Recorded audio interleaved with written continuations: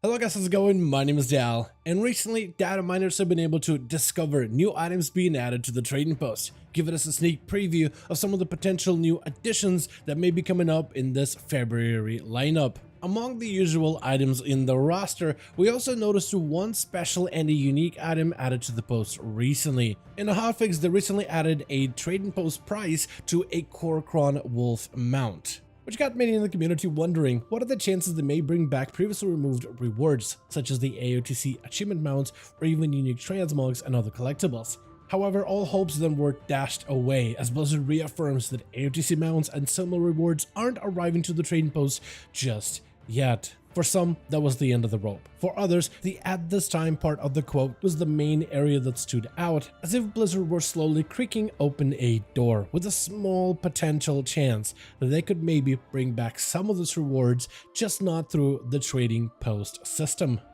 So for today's video, I wanted to go over the reactions that we've seen from the community, how players feel about the FOMO of returning items, and give you guys my thoughts on the topic at hand. But before we dive into this video discussion, most of you guys watching these kind of updates are still not subscribed. However, the more of you remind, the more of you do, so let's keep it going. Subscribe to the channel and ring the bell if you're watching these videos anyway, especially if you want to get more regular content regarding Dragonflight 10.2 or any of the future updates going forward. So I first want to start by going over how exactly did we get here in this situation. Initially, data miners found an old Mesa Pandaria reward, the Korkron Werewolf, which was initially awarded to players who earned the Ahead of the Curve achievement by defeating the final boss Garrosh from Siege of Orgrimmar raid. They found that the wolf surprisingly had a new Tenders Post currency attached to it, which made the entire community honestly freak out. And a possibility of a removed 10-year-old reward being brought back in through a trading post for some was actually kind of an exciting idea, since it now seemed like there was a small chance that the mount could not be sold at the trading post. A few days later, however, we did get an official blue post from Blizz, stating that mounts and other skill-based prestige rewards are not coming to the trading post. They mentioned specific rewards, such as the AOTC achievement mounts, cutting edge rewards, and gladiator rewards, but also other rewards could fall into that same umbrella of skill-based prestige. Think items such as the challenge mode armors from Mesa Pandaria, or the challenge weapons from WoD, and even the challenge artifact skins from Legion. Even though Blizzard has officially squashed this rumor, it doesn't mean that the conversation regarding removed cosmetic rewards such as transmog or mounts went anywhere. In fact, the community is still having that same discussion ever since they initially re-released the Legion Mage Tower back in Shadowlands patch 9.15 update, which brought in new Legion-themed rewards such as Mogs, a mount, and a bear model for completing various Mage Tower challenges. However, a lot of players wanted to see the return of the challenge mode artifact weapon skins instead, though at the time Blizzard stated that they did not wish to invalidate the rewards of players who did the tower challenges back in Legion and try to go with a more middle ground approach. And this time the conversation is somewhat very similar. On one side, you have a lot of players that are definitely down with the idea of returning some of the unobtainable cosmetic rewards, like AOTC mounts from previous expansions for instance, and even unique class cosmetics such as the MOP challenge sets, or the WoD challenge weapons, or the Legion challenge skins. For many, they feel that the Reigns of Korkron Wolf specifically is a perfectly acceptable return candidate. For one, the mount was obtained exclusively 10 years ago, and there's not much point keeping such a thing locked away in a vault for the sake of FOMO, the fear of missing out. It's a video game, and all of us are just having fun with our in-game pixels, so why not bring a mount that was abandoned 10 years ago back into the spotlight? Plus, it would give more players the chance of obtaining mounts and even other rewards, giving everyone the ability to expand their collections, especially for those players that never got to experience the game way back then. And a lot of people also believe that the prestige of getting some of these rewards should come from titles and achievements exclusively. Mounts and transmogs should be off the table entirely. And this is going to be perfectly anecdotal, but in our guild, I've got to meet a lot of players over the last few tiers and expansions, and you'll be surprised just how many players get into the game for the very first time during expansions such as Battle for Azeroth, Shadowlands, and even Dragonflight.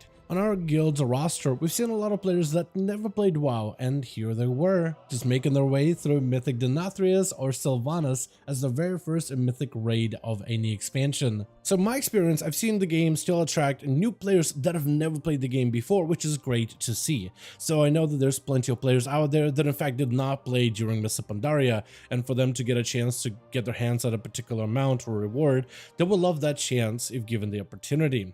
However, that side of the community that welcomes the return of the unattainable cosmetics doesn't necessarily seem to agree on how you should be able to earn some of these items. Some players feel that the trader standards currency is perfectly acceptable, because why not? It's one of the easiest ways to make some of these mounts available. While others suggest that maybe these rewards, which were initially given out for players who completed unique challenges or defeated difficult boss fights, should be acquired somewhat similarly. Like, what if they were to re-release Siege of Orgrimmar as a raid, as a time-walking instance, and they made the Kor'kron Werewolf or a similar reward be awarded for defeating Garrosh through the time walking?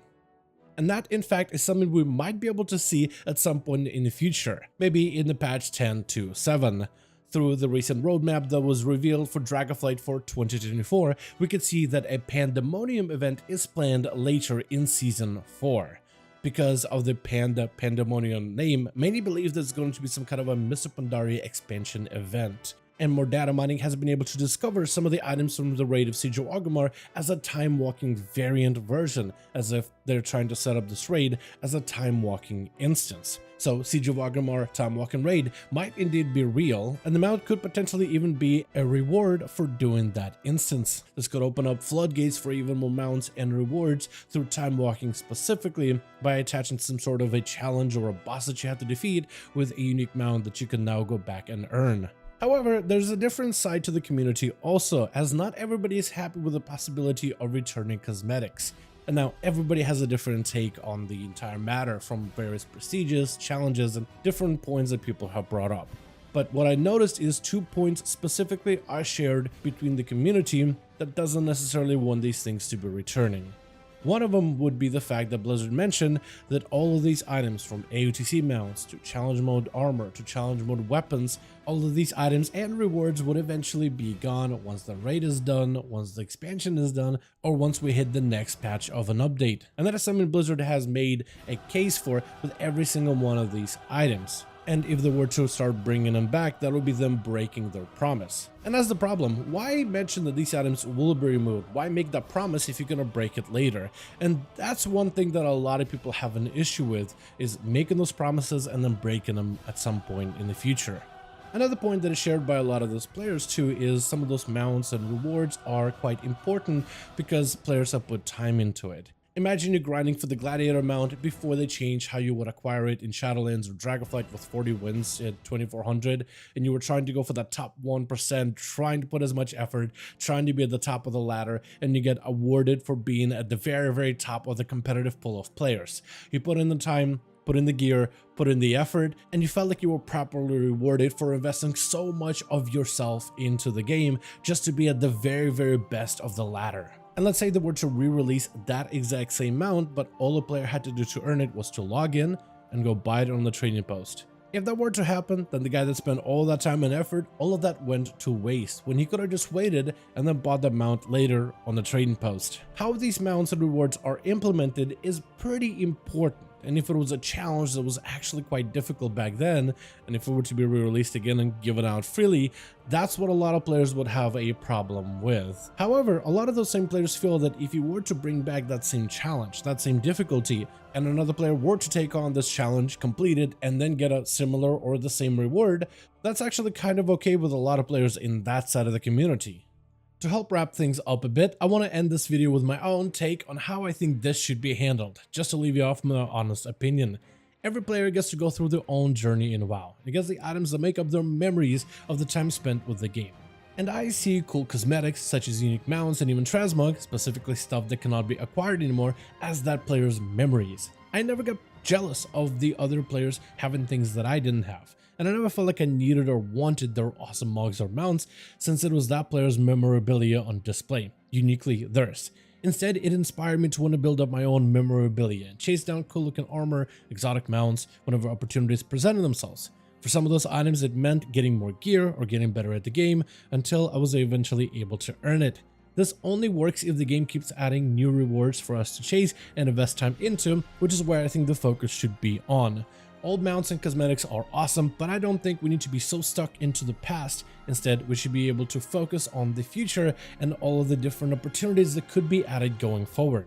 I'm also a big fan of challenge rewards, and that's how I got into Mythic rating and did as many runs of the Mage Tower, and whenever they brought it back in, it is super satisfying to work towards a reward after a difficult grind, and seeing improvement rewarded is a fantastic feeling that's definitely worth chasing. But if they were to bring back old challenges, like let's say they were to bring back Siege of Orgrimmar as a time walking instance and make it quite challenging to get through, and it had a reward that was very similar to the mount that was offered for the AOTC version, I don't think that would be the worst idea. Giving players the chance to experience a challenging piece of content and earning a mount or a cosmetic armor sets or have you, I think is a solid way to bring back some of those older rewards.